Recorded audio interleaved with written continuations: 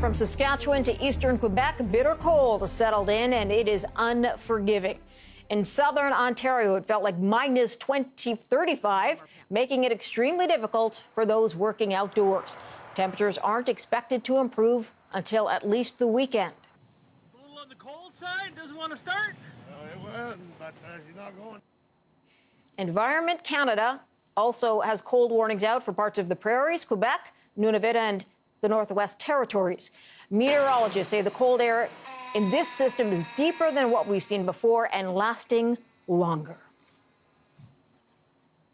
Cities are all but shutting down across the American Midwest because of the record-breaking and deadly cold snap. It's brought about by the polar vortex, the weather responsible for the deaths of at least 6 people across several states. For more on the story, let's go to Jody Steinhauer. She is in Toronto. She's the executive director of Project Winter Survival. Thanks for joining us today. Hi, everybody. Let's talk about what it takes to get through these kinds of days. When we are outside, what is the biggest concern? Is it frostbite? It's frostbite and hypothermia and just everything in general. The cold temperatures for those of us who even take TTC or are able to get into a car are frigid. So just imagine not having anything from the wind to the temperature. It's all tragic. So what do you suggest people go out armed with in an effort to at least insulate themselves from some of the harsher effects? It's what our mothers taught us: heads, hands, and feet. Those are the most important things. It's all about, the exposed skin. So having your face wrapped up, having lip balm, and having everything you can possibly covered up from the actual just air and wind hitting you. All right. I know you have survival kits that you hand out. What do you put inside those kits? In the survival kits, these are strictly for people who are on the streets and aren't being able to access any inside. So the most important thing in these survival kits is a super warm sleeping bag that can keep them insulated. And then the obvious, like we talked about, an insulated hat, super insulated gloves, socks, and then all of the different hygiene products that you can think of: cream, lotions, lip balm, face cloths, all of those kinds of things. And then the other things, we put in a stress ball so that you can use it to keep your circulation going, a pad and a pen, and some kind of puzzle book to keep the mind stimulated, because if you're sitting outside for an extremely period of time, you need to keep the mind sharp also. And of course, things like food and water. How do you know when you're in trouble? If you're outside for, as you say, an extended period of time, maybe you're waiting for the bus, something like that, how do you know when your body is reacting in a negative way and you could be in trouble? I think when you start, I'm not a healthcare professional, but I would say when you start to lose feeling and you feel that tingling and that's when I think trouble sets in. All right. Have you had an increased request for your kits over the past couple of days?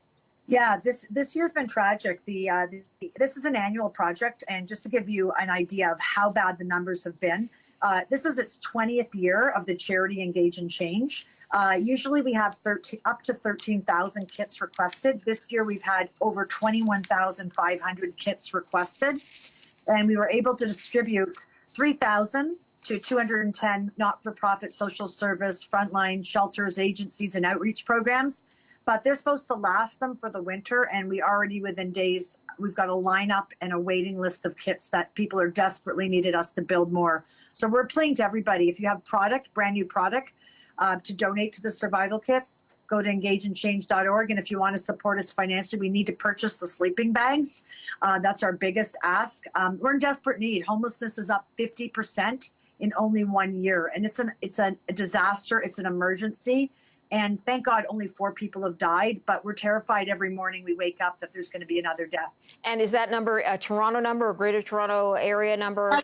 Yeah, that's a GTA number. We've distributed, like we said, the kits to over 210 shelters, outreach, and everybody from youth to men to women to families, within the GTA. But we've never, ever seen it like this. It's just tragic. And we deal at my day job at the bargains group with the shelters all day long. And just today, the phones are just ringing off the hook from people desperate in need of supplies. And the challenge is there's no money. So we are appealing to the general public, companies, individuals. If you want to do good and save people's lives, we are the front line to get these kits out to the social workers who are out there on the streets doing their job, keeping people from freezing to death until more shelter beds are open. And remember, Band-Aid project, we need long-term housing and supportive services. That's what we need. This project should be put out of business. Jody Steinhauer, I've got to leave it there, but thank you for sharing your message today. Appreciate that. Keep warm, everybody.